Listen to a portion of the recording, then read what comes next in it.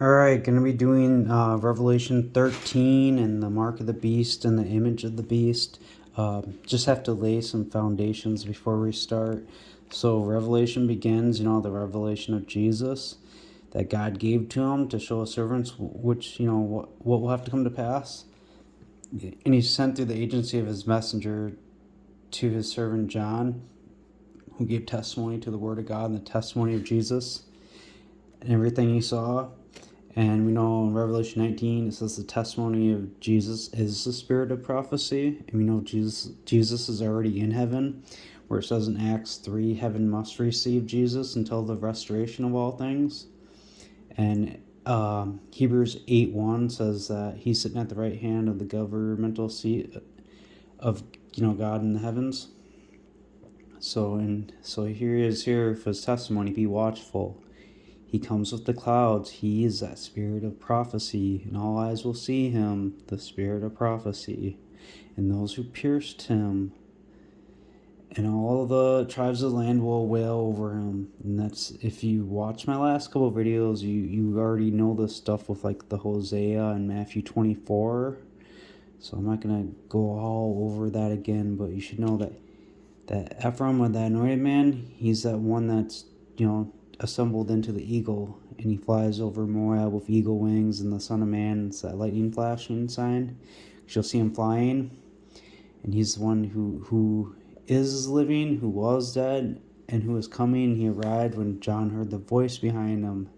And another thing to remember at the beginning of this, that John writing this testimony, he arrived by the agency of a spirit in the Lord's day. That's that day Yahweh. So he came before him. I am the living one. Okay, and we know about that keys. So if you're kind of lost on that, I would watch my last couple videos and then tune into this.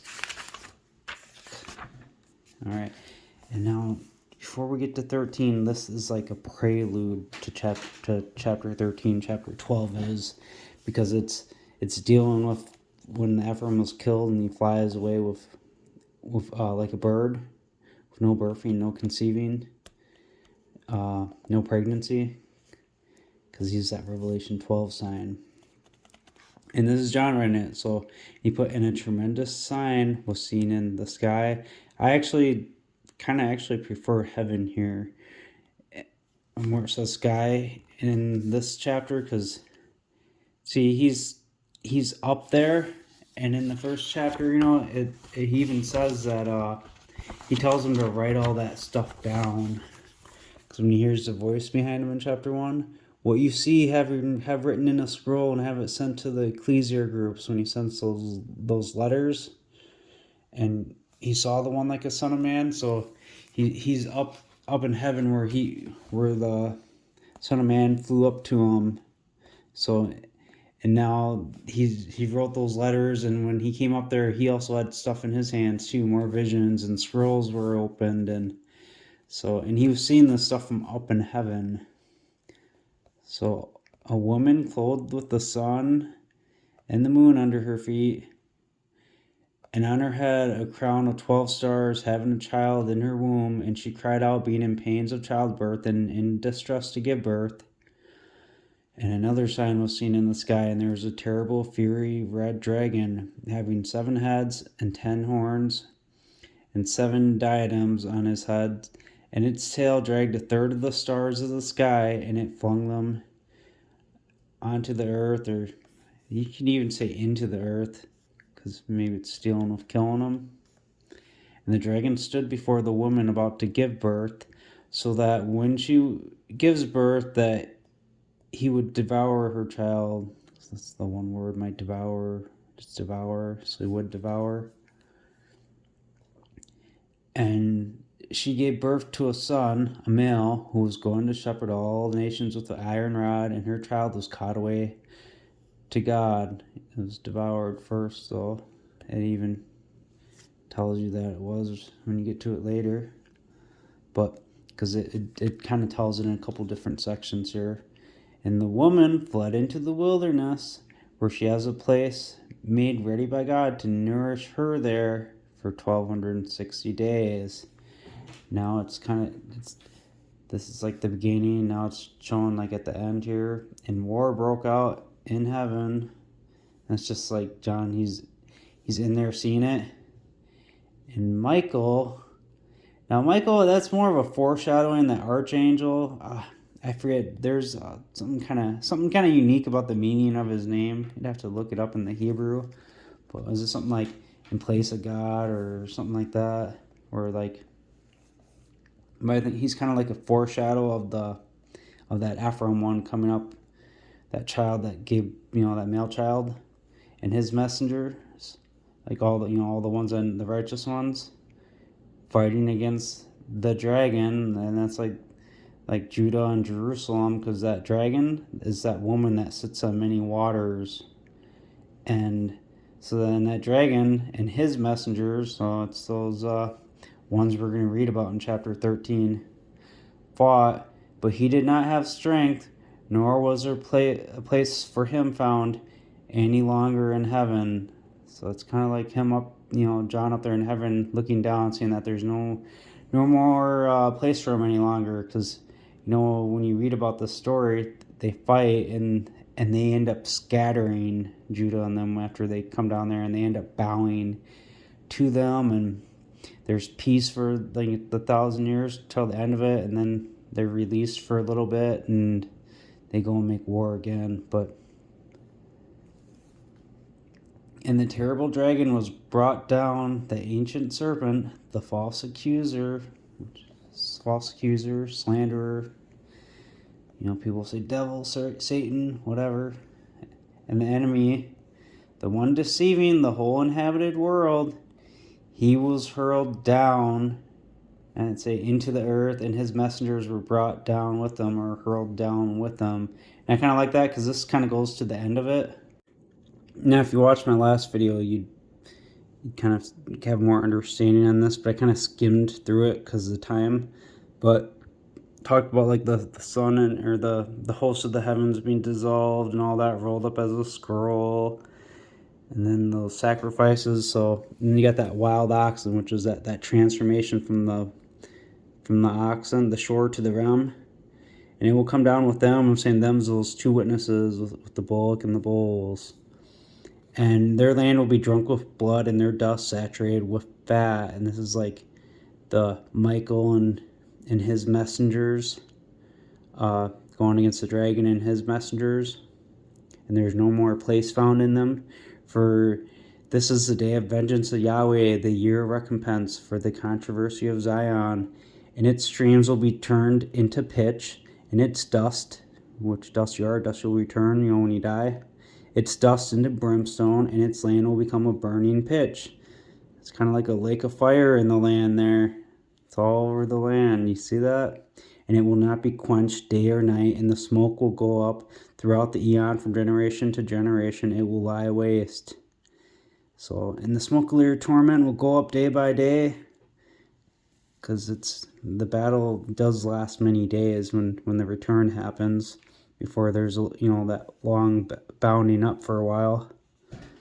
But let's see. But yeah, I'd read this whole chapter. It's a pretty good one.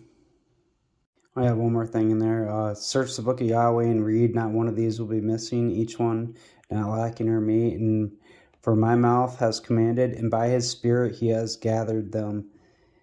And he has cast lot for them, and his hand has divided it by a measuring line. And they will possess it throughout the duration of the eon, and they will live in it from generation to generation. So that's them kind of taking out the false accuser and all that.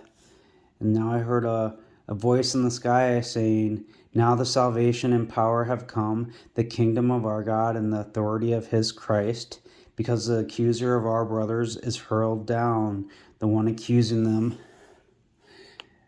before our God day and night. And the thing too, when you know this Ephraim truth, everyone, they got the lie of Judah written on the tablets of their hearts, See Jeremiah 17:1? Because, in Jeremiah 11:9, there's a conspiracy found in Judah. In Jeremiah 8:8, the lying pen of the scribes. in verses 1 through 3 of Jeremiah 8, speaking of Judah, they won't be gathered. All of them will choose death. But so there gonna be people they're like, oh, Jesus is a tribe of Judah. There's not no Ephraim coming. I don't believe that. And they're gonna be praying against it and stuff and accusing before God. See, ones that think they're righteous, they're they're false accusers too now. They didn't study the word. I mean, I'm here telling you the truth here, and I get blasphemed every day over it. And it doesn't matter though, because it's the Father that honors me. So, and they overcame him through the blood of the Lamb and through the oracle of their testimony, and they did not love their life to the extent of death. Gotta love the word more than pleasing men. Rejoice on account of this, you heavens, you inhabiting in them, because they're rejoicing, because all this stuff it's going to happen, and we already know that you got the victory. But now it's going back to the beginning here now.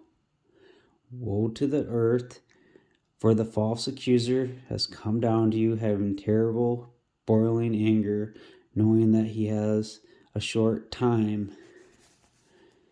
And when the dragon saw that he was brought down to the earth, he pursued the woman with the male child. So we got to examine verses 12 and 13.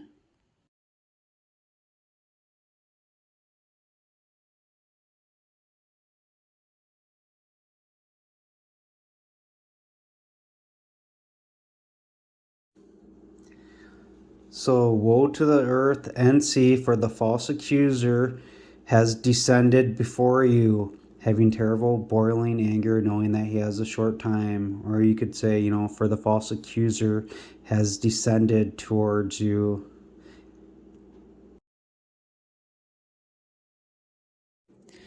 So that brought down to, those are like the same words we see throughout here. Hurled down to the earth, but like be into the earth. You see how it's like them being killed from that lake of fire. So you could say, and the dragon saw that he was hurled down into the earth, and he pursued the woman who had given birth to the male child.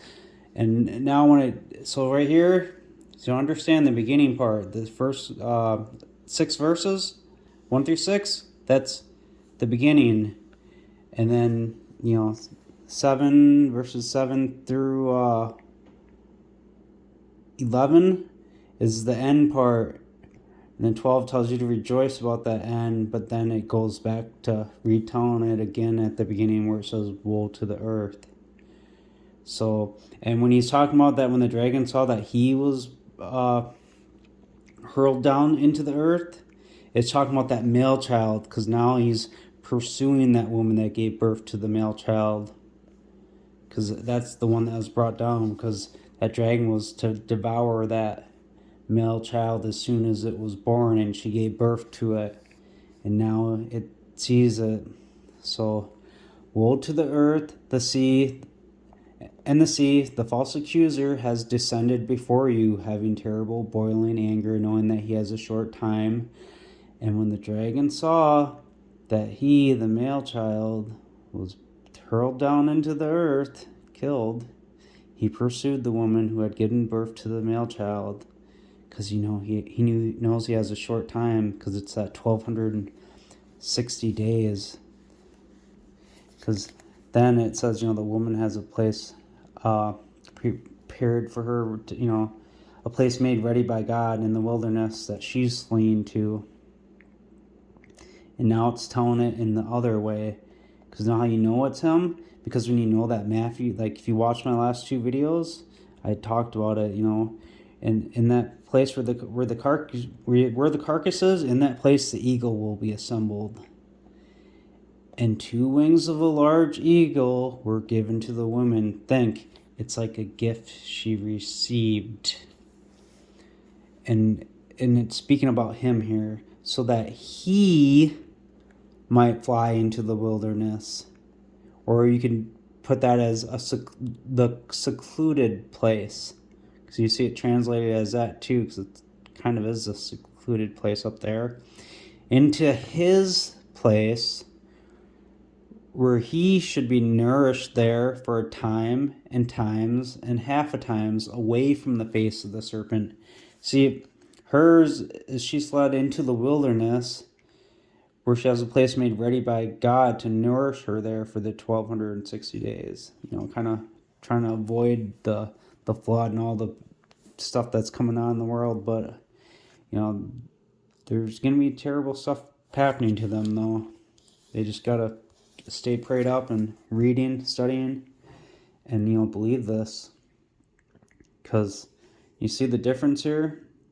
Because away from the face of the serpent, because he's up in that pleasant place, if you watch, the video about Hosea. And about her getting 2 wings were given to the woman. It's kind of spoken of, Jesus and Ephraim, as gifts and stuff. In like Hebrews 6, for it is impossible for those who have once been enlightened and have tasted the most exalted gift and become partakers of the Holy Spirit, the set-apart Spirit, and tasted a good declaration of God, works of power of the coming age, then fall away to renew them again into submission, crucifying all over again for themselves the Son of God and putting him to open shame. And we know he will fly like an eagle and spread his wings over Moab, Jeremiah 48:40. And so we see how he's like an exalted gift. So that woman getting the 2 wings, it's like receiving the gift of them. But, and we know he flies away, caught up to the throne, and that's the place where he's away from the serpent. And the serpent spewed out his mouth water like a river in pursuit of the woman, so that he might make her get swept off in a torrent. And the earth helped the woman, and the earth opened its mouth and swallowed the river that the dragon spewed out of his mouth. And this is just allegory, because you know how the waters and the rivers, like the swelling of the Jordan being other peoples, and this ain't like the earth literally opening its mouth, but the Israelites, they're supposed to have dominion of the earth, and we've seen how when he comes down with the bowls, and it's, the lake of fire stuff happening, this is just kind of allegory for that. So, and it swallowed the river, and the dragon spewed, that the dragon spewed out of its mouth. And the dragon was enraged with the woman, and he went off to make war with the remnant of her seed, those holding the commandments of God and having the testimony of Jesus. Remember, the testimony of Jesus is the spirit of prophecy. And to confirm what I was saying about him seeing this stuff in heaven versus sky, what it says here. And then right here, and I stood on the sand of the sea. He's up in heaven, standing above all that, and he's looking down and seeing that. And I saw a beast rising out of the sea, having 10 horns, 7 heads, and on its horns 10 diadems, and on its heads blasphemous names. Those 7 heads are 7 mountains with 7 kings, and the 10 horns are 10 diadems, crowns, but they're kings that are not yet come yet. So this is still like stuff to come all throughout the time period. And the woman who I saw was like a leopard, or the beast whom I saw was like a leopard, like it was spotted, maybe like, and his feet were like a bear, strong, and its mouth like a lion. So it's like a leader. And the dragon gave him his authority and his throne. And that dragon, we know that's Israel. And it kind of helps too to just go ahead to here in chapter 17, because it talks about the great horror sitting on many waters. And you get down here later, and the waters that you saw were represent people, multitudes, nations, and languages. And so we know that beast comes out of the sea. And that dragon is that woman sitting on the water. That beast coming out of the sea, and the dragon gives him authority. It's from this mystery Babylon, the woman drunk with the blood of the set apart people, from the blood of the witness of Jesus. And we know that's on those Judahites. If you read Matthew 23, and he says, Jerusalem, Jerusalem, killing the prophets and all that. But now you see here, the woman, tell you the mystery of the woman and the beast sustaining her. So the beast sustaining her because the dragon gave him his seat, power, and authority because of the manipulation, the lie that they did. Which the beast who you saw was alive and is not dead and is about to come up out of the abyss. The abyss is like the grave. It's a fake resurrection and go into destruction because eventually that's going to happen to him. And those living on the earth whose names have not been written in the scroll of life since the foundation of the world will marvel in seeing that the beast was alive, or actually seeing that the beast was dead and is not alive and will be present. You're probably saying, huh? That's different than what you just said up there. You might be a little confused now. But here's the mind that has wisdom. The 7 heads represent 7 mountains where the woman sits on them. And they represent 7 kings, so they're kind of like nations and whatnot. 5 fell, and I always think when I read that fell, like they fell down and worshipped. Like I think it's them falling down and worshiping the beast, the dragon, the woman that sits on the waters, the Jerusalem and Israel, in that land. And so 5 fell, and one is dead. Huh? You might be confused there. And the other has not yet come. The other that has not yet come is the beast whom you saw, who was alive, is not dead, and is about to come up out of the abyss. I'll explain. And when he comes, he must remain for a while. And that's like that, times and half a time. And the beast who was alive and is not dead, and is also himself an 8th, is out of the 7 and goes into destruction. So, and I forgot to add this up for you too. So that 5 that fell down, that worship before Jerusalem, and the 1 is dead. You've probably said to yourself, that's only 6. And we got the 1 that hasn't come yet, and he's the 8th. To get your 6 here, the 7th is that woman sitting on him, because it's that other nation, that nation of Israel. So you got the 7. So that beast who was alive and is not dead, and is also himself an 8th, yet is out of the 7, and he goes into destruction. He's a twin of the beast that actually did die, the beast who was dead and is not alive and will be present. He has a twin. They do that in this movie too. I can't think of what it's called. I'll mention it later or write it in a comment if I remember it. But in the movie, they pulled this stunt out, and at the end you find out the way they did it was because they had a twin. And the 10 horns that you saw represent 10 kings who have not yet received a kingdom, but they receive authority as kings for 1 hour along with the beast. And these have one mind, and they will give up the power and the authority of themselves to the beast. And these will make war with the Lamb, and the Lamb will overcome them, because he is Lord of lords and King of kings. So, and they're going to give up power to him, because that dragon gave them the power and authority through that false lying resurrection that they do. Alright, so we got that first beast rising out with the 10 horns and 7 heads. Okay, so with the mouth of the lion and all that, and the dragon gave him his authority and throne, and one of his heads was as if struck to death. one of his heads from that first beast. You get it? The twins. But his death stroke was healed, and all the earth marveled at the beast, and they revered the dragon who had given authority to the beast. And that dragon was that woman that sits on the sea, it's Israel.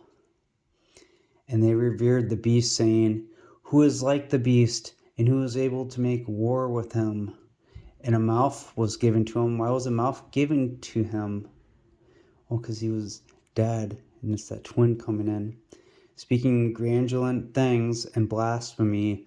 And authority was given to him to make war for 42 months. And it's just, it's kind of like I said in 12, it's kind of, happening around the same time, where he's going to have that fake one where the false accuser has descended before you, and because he saw, and the dragon saw that he was brought down into the earth, that male child killed. It's right around the same time, so 42 months. And though in 1260 days is 42 months, but this saying 42 months, it could be, 42 months and 29 days, or you know what I mean? There's opportunity for a timeline a little bit longer with his. So, and he opened his mouth in blasphemy towards God, to blaspheme his name and his tabernacle, those tabernacling in heaven. See, he's probably still saying, oh, Jesus, the Lion of the tribe of Judah, and we don't know Ephraim. You know what I mean? So they'd be blaspheming him. And people would just go with it, like, yeah, the Judah, Jesus only, And Jesus proclaimed that Ephraim would come. It's his son, so. And it was given to him to make war against the set-apart people and to overcome them. And authority was given to him over every tribe and people and language and nation. And they will revere him, those living on the earth. Everybody whose name since the foundation of the world order has not been written in the scroll of life of the slain Lamb. If anybody has an ear, let him hear. If anybody lives in captivity, he will go free. If anybody murders with a sword, he must be put to death by a sword. This is the patience and the faith of the set-apart people. And I saw another beast rising out of the earth, and he had 2 horns like a lamb. Now think, those horns, those are people. And like the lamb, that lamb is that male child who was killed, resurrected, and taken up to heaven. Now he's using 2 to pull off his lamb trick. It's a lie. And he spoke like a dragon.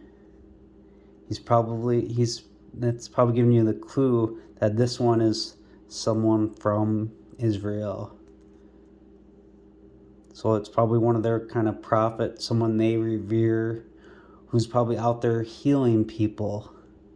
Because, believe it or not, that first beast who had the head wound, who struck to death, and his death stroke was healed. The second beast heals him. And it's all part of the scheme where the dragon gives authority in his throne and immense power to that beast. Because that beast is probably someone that's, big and popular among like America and Europe, because them being the people. I would guess probably someone from the United States, but it's speculating. So, and he exercises all the power of the first beast in his sight. And he causes the earth and those living in it that they should revere the first beast, whose deadly wound was healed. Remember, even he is the 8th. He was out of the 7th, and even he is the 8th, however it's written, because he's that twin in that first beast. So, and I imagine they make it look pretty real because they literally kill the first one.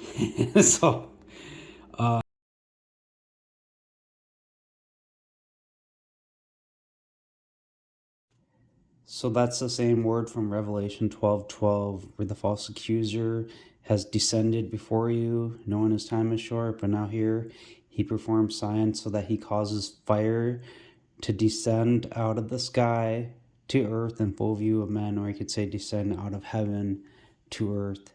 That fire, it's just like God tells the end from the beginning. You get that burning bush with the fire, and we find out in Acts 7 it was a vision, and that's why that bush wasn't burned up. This fire here, it's like a hologram coming down. It's probably in the shape of that victim who's dead. And imagine the second one that came up that speaks like a dragon, having the two horns, because one's a twin. He's praying over them, and then I bet a bodily form comes down on them. Like you hear people talk about Jesus' baptism and the Holy Spirit descended like a dove on him in bodily form. It might be something like that. And I remember that movie. It's like that movie's called The Prestige, and where he the way the trick worked is because he had a twin. And you always hear about Donald Trump having a twin. That's what it made me think of. And like the second beast speaking like a dragon, maybe it's someone like the Yannicka, because he's healing people and doing stuff. But that's just a theory. So and he leads astray those of mine living on the earth through those signs, and that were given to him to perform in the sight of the beast, telling those living on the earth to make an image to the beast who had the wound, who has the wound and yet came alive again after the strike of the sword, because the twin. And it was given to him to give breath to the image of the beast, so that the image of the beast should also speak, and causes many who would not revere the image of the beast that they should be put to death. The image of the beast was that fire coming down from heaven and then going over the beast. So,